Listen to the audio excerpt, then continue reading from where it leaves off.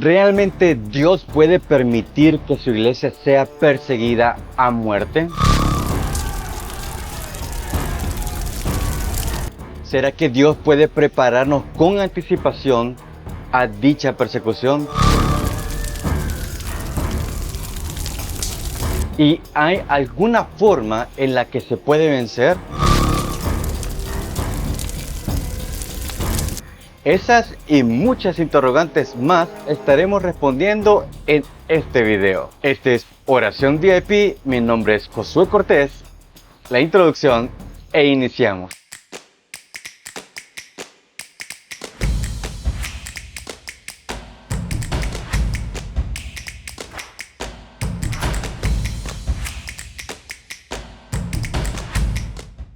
Permíteme ponerte un ejemplo bíblico y respaldado por datos históricos de una iglesia que, a pesar de ser agradable a Dios, fue perseguida.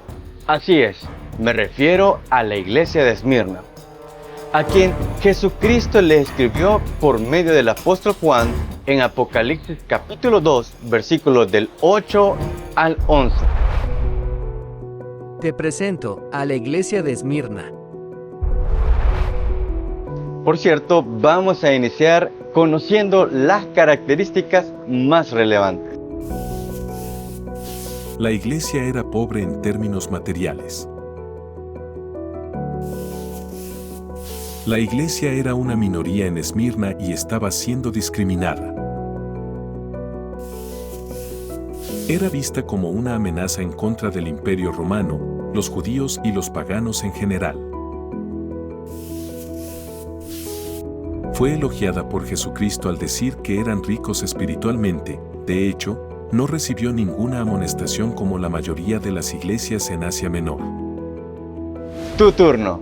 ¿Ya habías escuchado sobre la iglesia de Esmirna? ¿Conoces alguna otra característica de la iglesia de Esmirna? Déjame en los comentarios, te leo. Hablemos del entorno de la iglesia en Esmirna. La presentación de la iglesia de Esmirna destaca en ser agradable a Dios, pero su entorno, su entorno es complejo, complicado. Veamos las generalidades de la ciudad. Una rival de la ciudad de Éfeso por su riqueza, comercio, belleza y diversidad cultural.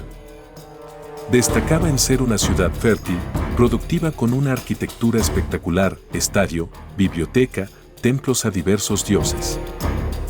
La primera ciudad en edificar un templo a la diosa Roma, de igual manera construyó un templo en honor al emperador Tiberio.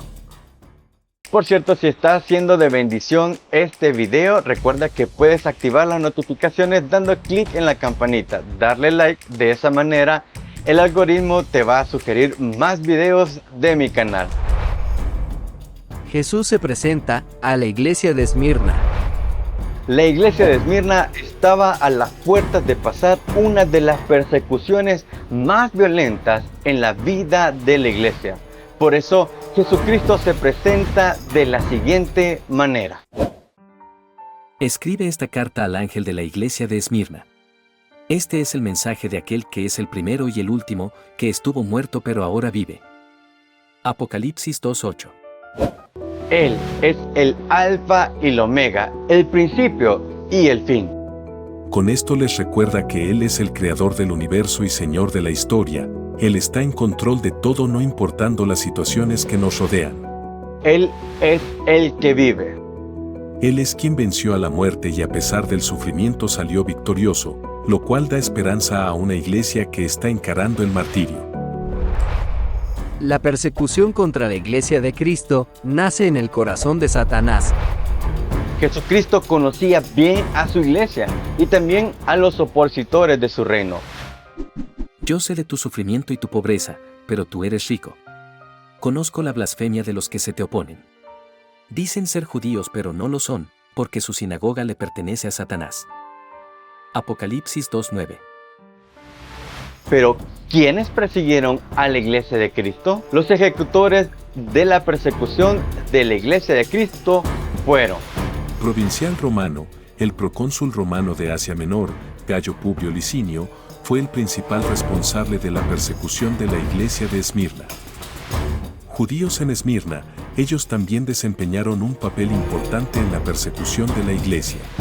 Pero ellos solo fueron peones en la batalla en contra del reino de Dios. Pero develemos quién era el que estaba orquestando toda esta gran masacre en contra de la iglesia, porque la quería callar. Satanás orquestó la persecución. Tanto el poder gubernamental y religioso se unió en contra de la iglesia, quienes miraban con recelo el crecimiento del cristianismo y los miraba como una gran amenaza a la religión, al status quo, al gobierno mismo. Sin embargo, por ello, Jesucristo, quien padeció la persecución más grande de la historia por salvarnos a nosotros y con la finalidad que fuésemos redimidos, le recordó que nuestra batalla es espiritual. Pues no luchamos contra enemigos de carne y hueso, sino contra gobernadores malignos y autoridades del mundo invisible, contra fuerzas poderosas de este mundo tenebroso, y contra espíritus malignos de los lugares celestiales. Efesios 6:12. Mientras el imperio de Roma estaba embriagado de poder, riquezas y sometimiento a las personas a una egolatría, los judíos en Esmirna habían perdido su identidad como pueblo de Dios. Ambos prestaron sus corazones al reino de las tinieblas para perseguir a la iglesia. Así es, ellos se convirtieron en los instrumentos del engañador, calumniador, el falso acusador. Me refiero a Satanás, que siempre ha querido detener la obra de Dios. Es tu turno. ¿Qué piensas acerca del provincial romano y de los judíos en Esmirna que persiguieron a la iglesia? ¿Por qué crees que ellos prestaron su corazón al enemigo para realizar esta atrocidad? Jesucristo prepara a su iglesia para la persecución en Esmirna. Jesucristo conocía las tribulaciones que la iglesia de Esmirna estaba viviendo a flor de piel. Definamos primero qué es tribulación. Es una carga aplastante que presiona y tritura. La pobreza, no tenían los recursos suficientes para adquirir su sustento diario. Blasfemia y calumnia se refiere a las maliciosas mentiras, calumnias, para provocar persecución de los ya empobrecidos cristianos. Por si fuera poco, la iglesia de Esmirna sería golpeada con más tribulaciones. No tengas miedo de lo que estás a punto de sufrir. El diablo meterá a algunos de ustedes en la cárcel para ponerlos a prueba, y sufrirán por 10 días, pero si permaneces fiel, incluso cuando te enfrentes a la muerte, te daré la corona de la vida. Apocalipsis 2:10. El versículo anterior nos detalla las tribulaciones que vivirían en carne propia la iglesia en Esmirna. Arresto y encarcelamiento. Los cristianos de Esmirna fueron arrestados y encarcelados por su fe. Tortura. Los cristianos fueron torturados para que renunciaran a su fe. Muerte. Algunos cristianos fueron ejecutados por su fe. Sin embargo, el Alfa y el Omega, el que tiene el control de todo, el que a pesar de los vituperios salió victorioso y venció a la muerte, quien está en medio de su pueblo, le dice a su iglesia: yo estoy aquí, no tengas miedo. El desafío de la iglesia Esmirna en persecución. Jesucristo había advertido a la iglesia de Esmirna de los sufrimientos que iban a padecer, porque el enemigo quería destruirla por su gran fidelidad a Dios. En ese contexto encontramos esta joya bíblica. Pero si permaneces fiel, incluso cuando te enfrentes a la muerte, te daré la corona de la vida. Todo el que tenga oídos para oír debe escuchar al Espíritu y entender lo que Él dice a las iglesias. Los que salgan vencedores no sufrirán daño de la segunda muerte. Apocalipsis 2 del 10 al 11. Los desafíos para la iglesia de Esmirna eran inminentes. Por ello Jesucristo le entrega dos grandes promesas a los vencedores. Primera promesa: sé fiel hasta la muerte y te daré la corona de vida. Jesucristo no ofrece nada que Él mismo no haya logrado primero. Como Él fue fiel a su encargo de morir por nosotros, los cristianos ahora son exhortados por su Señor a ser fieles hasta la muerte.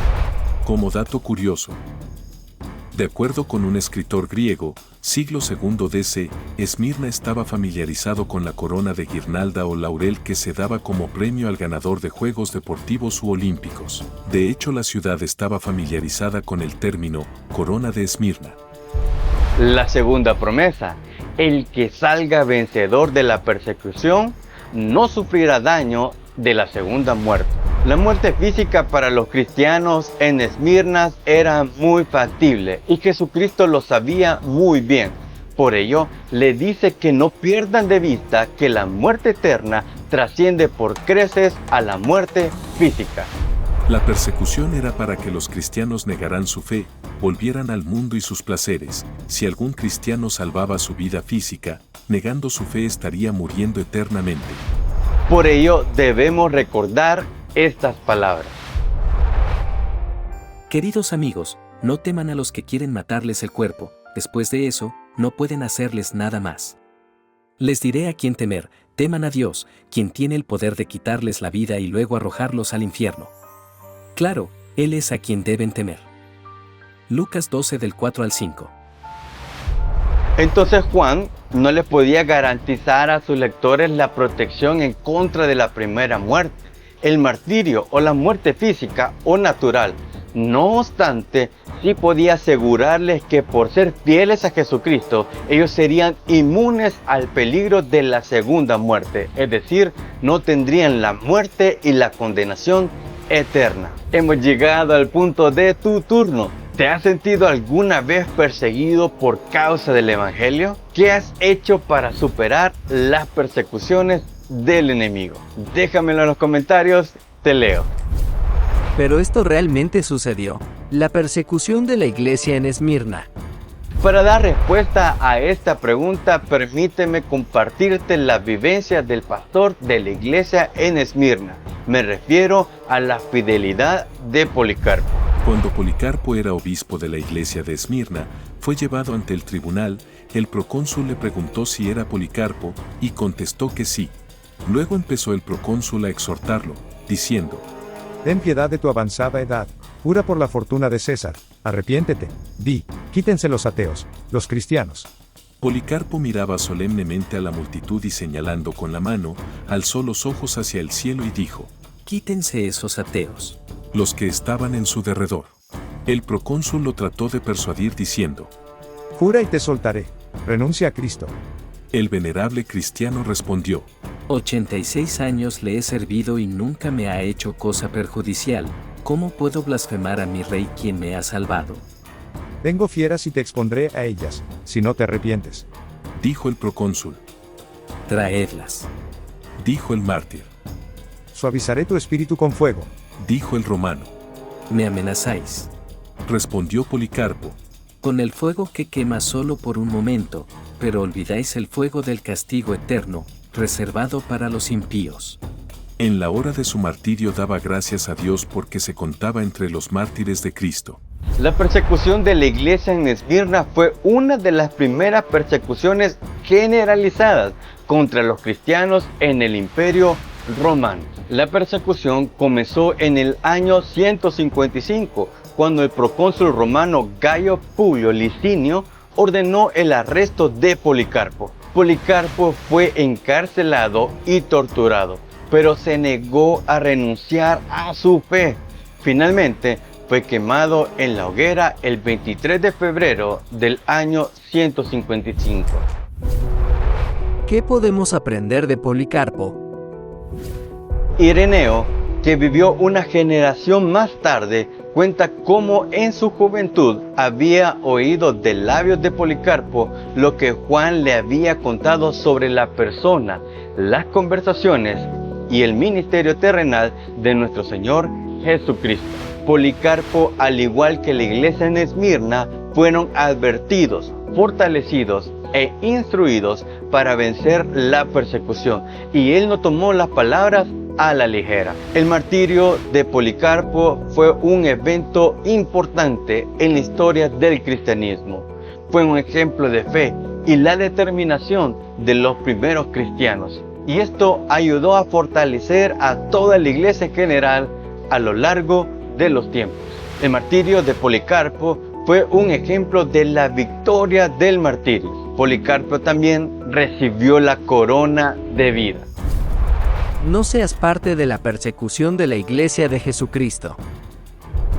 La iglesia de Jesucristo en Esmirna había enfrentado grandes tribulaciones, pero te percataste que parte de la persecución fue la calumnia, por nada más ni nada menos que otras personas religiosas que adoraban al enemigo en lugar de adorar a Dios. Pero si hacen que uno de estos pequeños que confía en mí caiga en pecado, sería mejor para ustedes que se aten una gran piedra de molino alrededor del cuello y se ahoguen en las profundidades del mar. ¿Qué aflicción le espera al mundo, porque tienta a la gente a pecar? Las tentaciones son inevitables, pero ¿qué aflicción le espera al que provoca la tentación? Mateo 18 del 6 al 7. Entonces permíteme compartirte estos consejos valiosos de Dios para que no seamos parte de la persecución de su iglesia. No hagas calumnias de los hijos de Dios. No participes en divisiones, disensiones de iglesias. No menosprecies a personas porque no tienen recursos económicos.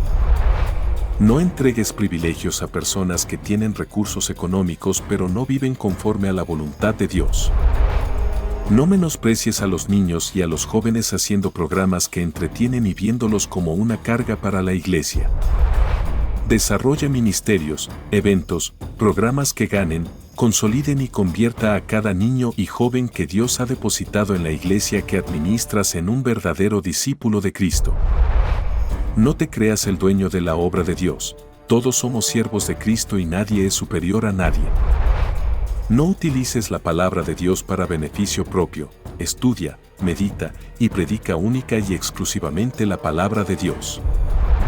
No promuevas agendas políticas de ningún grupo o persona, estamos llamados a extender el reino de Dios, no el de una persona. Miras que tu hermano en Cristo ha entrado en pecado, ora por él en lugar de juzgarlo y criticarlo. Padre eterno, gracias por darnos el privilegio de poder hablar de ti. Sí, Señor, hay países que no tienen la oportunidad de escucharte porque en sus fronteras quitan las Biblias, queman las Biblias, están en una persecución continua aquellos fieles cristianos que te buscan en espíritu y en verdad en muchos países. Primero oro para que tú puedas tener misericordia de ellos, para que puedas suplir cada una de sus necesidades. Oro por los ministerios evangelísticos, misioneros, que ponen su vida, Señor, incluso hasta en peligro, en un martirio, por llevar tu palabra hacia esos rincones de la tierra donde no es permitido predicar el Evangelio.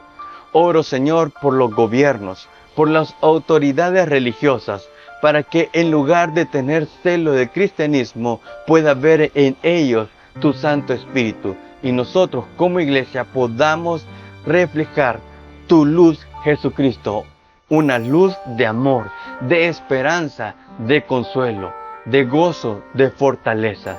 Dios, oro para que en las naciones donde libremente podemos hablar de Jesucristo, del Evangelio, no se cierren las puertas.